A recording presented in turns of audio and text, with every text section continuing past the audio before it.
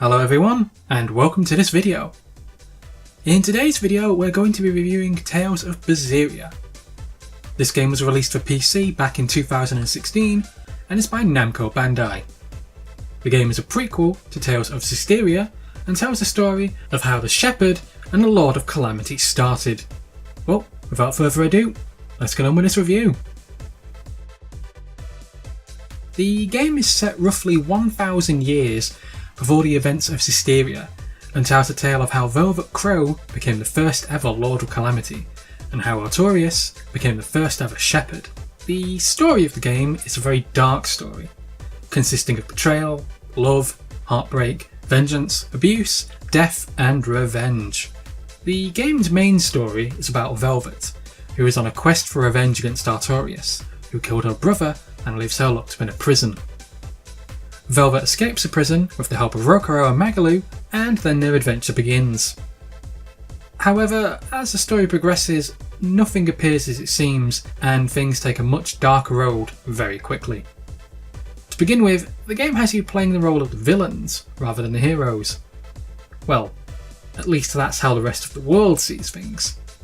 According to the people of the world, Artorias is a hero who brought forth the Malachim, who assists the exorcists in vanquishing demons. He did this at the price of killing Velvet's brother, and everyone else in the village as a result. While the story progresses, you find out that nothing's ever black and white, but more a very odd shade of grey. The story goes back and forth from showing you that neither Artorias nor Velvet are actually bad people, and that both have their own beliefs, but that both will do some monstrous things to achieve their goals. It is a very complicated story, with many twists and turns, and it does take roads that I haven't seen done in previous games before. It really is a very complicated story that will hold your interest right from the very beginning of the game, right to the game's final moments. The game's characters are perhaps the best mix of characters in any video game I've played in a seriously long time. The only two other games I can think of which has this mix of characters, who have their own backstory and personalities, but that don't just come across as cliche characters, is Persona 4 and 5. What I mean by this is that the cast of Berseria are a mix of very deep and complex characters in their own personal ways. Rokuro, for example, is a half-demon samurai who wants to defeat his brother in combat and claim his sword, which would make him now the leader of his clan. However, doing this actually means killing his brother, and Rokuro has also stated that he's no interest in actually leading his clan. During the game, Rokuro comes across as actually a very nice person. He's very caring, always thinking of others, and he's always joking around with Aizen or Laphicet, and he never seems to take things too seriously. However, he does also randomly kill people during the events of the game, and sometimes for no reason at all. He has chances to let people go who don't really pose a threat to him, yet he can just snap and kill them without consideration. Rokuro isn't an evil person or anything, it's just that for some reason he just does bad things sometimes, and they can just be purely done at random. Eleanor is also a complicated character, as she leaves the exorcists to join Velvet's crew, but she keeps her beliefs of being an exorcist with her. She comes to realise that not everything is true of what she's believed in the world, or that she could ever become friends or care for someone like what she does with Velvet. Velvet herself is perhaps the most interesting and complicated character I've ever come across in a video game in a very long time. She sees her brother be killed before her eyes, gets put into prison, and gets to kill people to survive. She escapes, she's then branded a villain, and then finds out that her brother-in-law Artorias is hailed as a hero. She wants revenge and is fueled with rage, and she also has a power that she can't control. To get her revenge, she will do anything to achieve her goals, which sometimes means killing people when it comes down to it. She doesn't want to kill anyone, but because of her situation, she's forced into battles where sometimes she has no other choice, as it's kill or be killed. Velvet isn't really a bad person, but because of what's happened to her, and from being locked up in prison for several years, it's clearly taken its toll on her.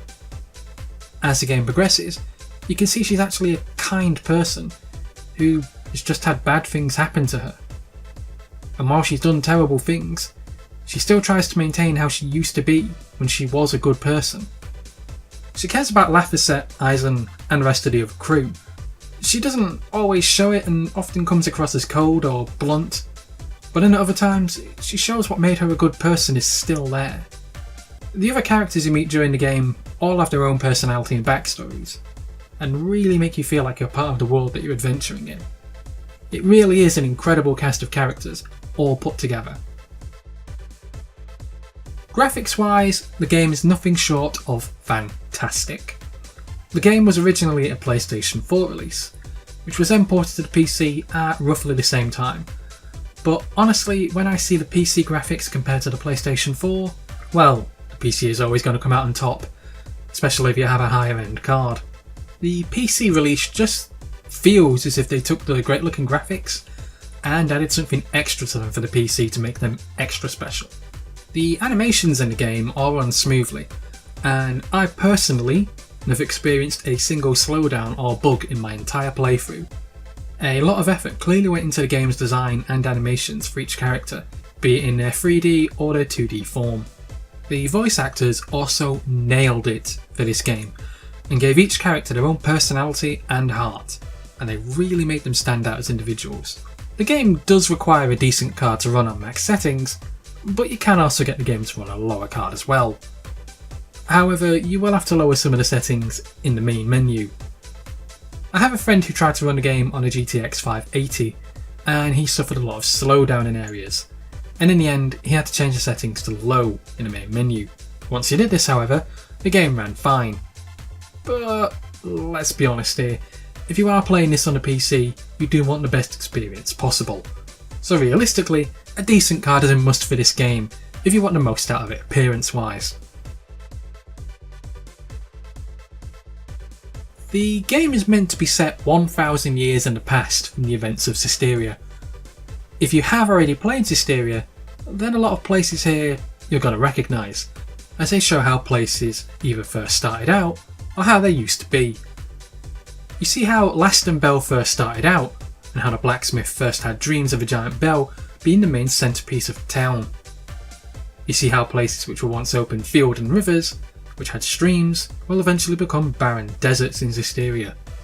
You see how once mighty buildings and forts eventually become ruin and rubble.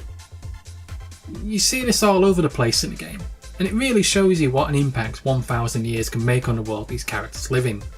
The designers took a lot of effort into making the world of Berseria, be it from the places, towns or dungeons, or all the people that are scattered across the world in which you're travelling. I know many people will have played Zestiria first before playing Berseria, but for me, I played Berseria first and then Zestiria. So knowing that, everywhere I travelled in Berseria was practically new to me. So when I played Zestiria, I then saw what happens 1000 years later to the places that I once knew and explored. That was one of the main reasons why I kept playing Zestiria, because I wanted to see what happened 1000 years to the world I once travelled in Velvet. However, for many others, this will be the opposite way around, and while exploring Berseria, they'll recognise places from Zestiria. So, if you're a newcomer to the series, then you're going to be exploring a whole new world like what I was. However, if you have played Zestiria, then this will almost be like looking back in time for some players, as they will see the world how it once was before how it became to be in Zestiria. Gameplay for the game is like that of Zestiria, only that the devs took what fans said about Zestiria being crap and greatly improved upon it. You have the usual moves you're able to perform, and also special moves, which are either a strong type of attack or a magical attack. You improve your character's abilities this time by learning everything you can from combat, but also via the item menu. You equip rings, armour and weapons and learn their abilities to help level up your character. The combat system has been changed to be a much more enjoyable experience, and feels a little bit like that from the combat system for Exilia 1 and 2. Well, at least it sort of feels that way to me at least, because both of those are much more enjoyable experiences than what Zestiria was, which just felt like a chore. You have the standard attack option, which you get a wide variety of, And you also have strong moves, which again, you also get a wide variety of. You get a choice of magical attacks, and then you get your mystic art attacks. Each character has 2 mystic arts, but I found getting the second one to work was rather difficult. I managed to do it from time to time, but I couldn't always get myself to do it and found it a little tricky at times to get it to actually work. You also have the duo mystic arts, which is rather a downer because you only get these pretty much at the very end of the game. It just feels an extreme waste to add these in, but then only have them available once the game is practically done. I don't see why they couldn't have just made it so you could do these special combos either very early in the game, or at the very least at the halfway point.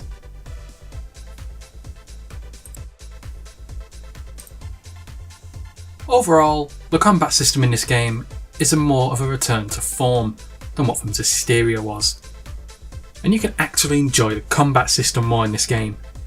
Some things have been made easier, while other things have been made slightly more complicated, but the general feel is that it's a much better gameplay experience all around. Should you buy Tales of Berseria? Definitely, without any hesitation. I got the game myself when it was on sale, but honestly, if I had paid the full asking price of $39.99, I still would have been happy with this game and the purchase. I myself got 110 hours out of the game, and I was taking things slowly and doing all the side quests, because I enjoyed the game's story and the characters, and the combat system just that much. The game actually means a lot to me personally, because when I first purchased this game, I was doing a job I really didn't like very much. It was very demanding and took quite a toll on me. When Friday and Saturday nights came after 10 PM, that was my only time I could go on my gaming PC, and this was the only game I wanted to play. And I've got a 2TB hard drive just full of games I could play, and out of every single game I could have chosen, I wanted to play this. This game meant a lot to me then, and it's always going to hold a special place in my heart, because it really is just a fantastic game. And even just getting these recordings for this review, it just brought back happy memories of just how brilliant this game is. It's an amazing game because when you play it, you almost can't believe it's by the same people who did Zestiria.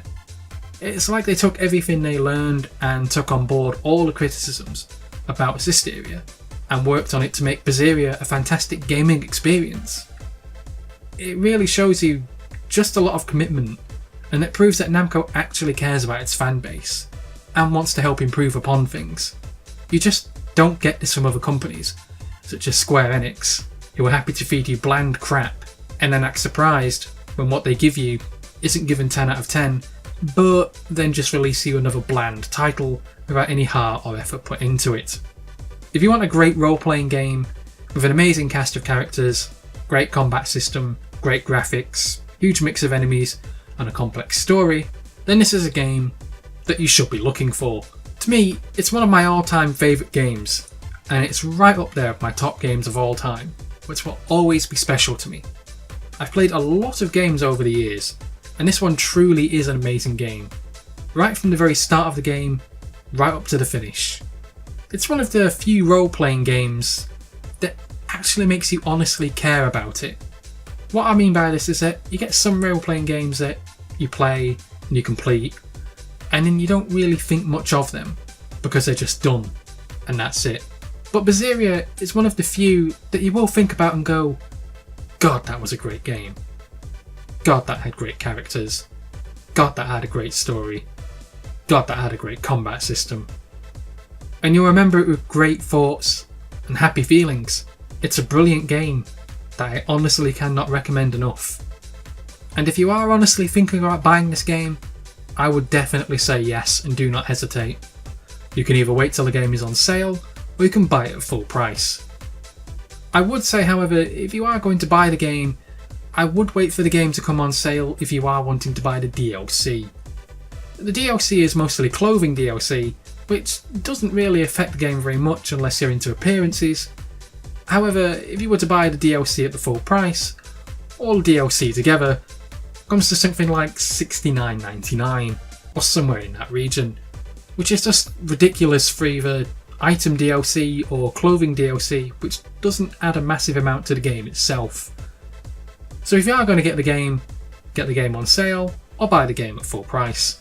But if you are going to get the DLC, I really do think it would be better if you waited until the game was on sale to get the DLC at a reasonable price. Well, that's it for this review, guys. Thanks for listening, thanks for watching, and please subscribe.